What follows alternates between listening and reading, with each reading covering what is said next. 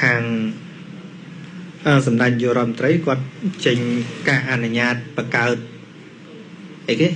กรม ជំនុំ បត្រៃ បិដក ហើយ ខ្ញុំ ក៏ ឃើញ ការ ប្រតិកម្ម ច្រើន ដែរ មាន ទាំង ប្រសង ធំ ផង ល្បី ផង ប្រតិកម្ម ហ្នឹង តែ ខ្ញុំ ទៅ តែ អាន បាញ់ មិញ មាន គេ ផ្ញើ ឲ្យ ខ្ញុំ តែ ខ្ញុំ មើល វត្ថុ បំណង អត់ ខុស ទេ ចឹង យើង កុំ តន់ ណា ប្រតិកម្ម ប្រេះ ផ្ដាយ សូម អបអរសាទរ និង អនុមោទនា យ៉ាង ក្រៃលែង បំផុត ចំពោះ រាជរដ្ឋាភិបាល ដឹកនាំ ដោយ សម្ដេច មហាបវរធិបតី ហ៊ុន ម៉ាណែត នាយករដ្ឋមន្ត្រី ដែល បាន សម្រេច ជា គោលការណ៍ លើ ឧត្តម ប្រយោជន៍ សម្រាប់ ពុទ្ធសាសនា ជា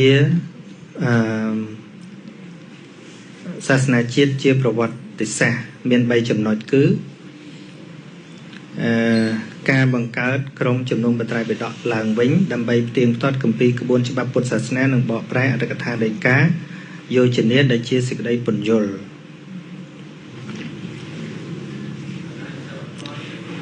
របស់ ព្រះរហន្ត លើ គម្ពីរ បត្រៃ បិដក ជា ពុទ្ធវចនៈ រៀបចំ ពិធី សូត្រ បត្រៃ បិដក ខ្មែរ រៀងរាល់ ឆ្នាំ ម្ដង នៅ ប្រាសាទ អង្គរវត្ត ឬ ភ្នំព្រះរាជទ្រព្យ ទីតាំង តម្កល់ ព្រះ បរមសារីរិកធាតុ រៀបចំ ពិធី រំលឹក ការបកប្រែ គម្ពីរ បត្រៃ បិដក និង រំលឹក គុណ ក្រុម ជំនុំ បត្រៃ បិដក រៀងរាល់ ឆ្នាំ ដោយ កំណត់ យក ថ្ងៃ ទី 1 មេសា ឆ្នាំ 2025 តទៅនេះ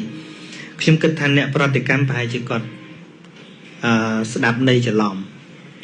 កន្លែង នេះ កន្លែង ថា រៀប ដើម្បី ផ្ទៀងផ្ទាត់ ក្បួន ច្បាប់ ពុទ្ធសាសនា ប្រហែល ជា គាត់ អាច ច្រឡំ ថា ទៅ ផ្ទៀងផ្ទាត់ បត្រៃ បិដក តាម ពិត ខ្ញុំ និយាយ ឲ្យ យល់ បន្តិច ថា ក្រុម ជំនុំ បត្រៃ បិដក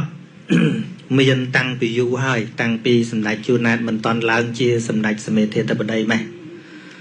ហ្នឹង ហើយ គោលការណ៍ របស់ ក្រុម ជំនុំ បត្រៃ បិដក មិន មែន បកប្រែ តែ គម្ពីរ បត្រៃ បិដក ទេ លោក នឹង បន្ត បកប្រែ គម្ពីរ ដីកា ផ្សេង ទៀត មាន គម្ពីរ អត្ថកថា ដីកា យោជនា ជា ដើម ហ្នឹង ឲ្យ មក ជា ខេមរៈ ភាសា ប៉ុន្តែ ការងារ របស់ លោក មិន តន់ បាន សម្រេច សពគ្រប់ លោក បាន ធ្វើ ចប់ តែ បត្រៃ បិដក ហើយ ក៏ ស្រុក ទេស យើង វា កើត សង្គ្រាម ដល់ សម័យ ប៉ុល ពត ហ្នឹង ឯង ចឹង ទៅ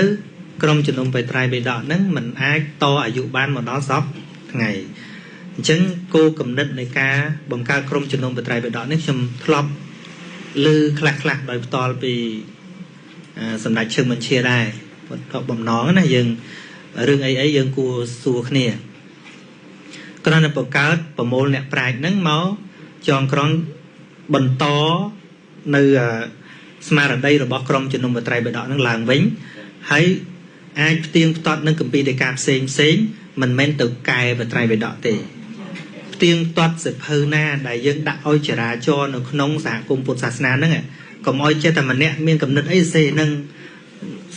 ដឹង មក ពី ណា មក ពី ណី ចេះតែ ដាក់ ប៉ាត់ ណា ប៉ាត់ ណី ចឹង ណា ក្នុង គោល គំនិត អញ្ចឹង ឯង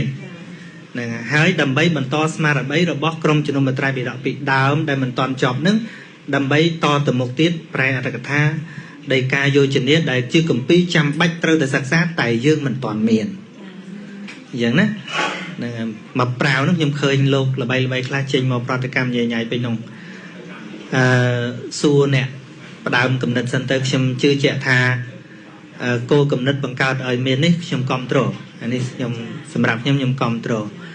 ប៉ុន្តែ អ្វី ដែល ខ្ញុំ ចាប់ អារម្មណ៍ បន្ថែម គឺ សង្ឃឹម ថា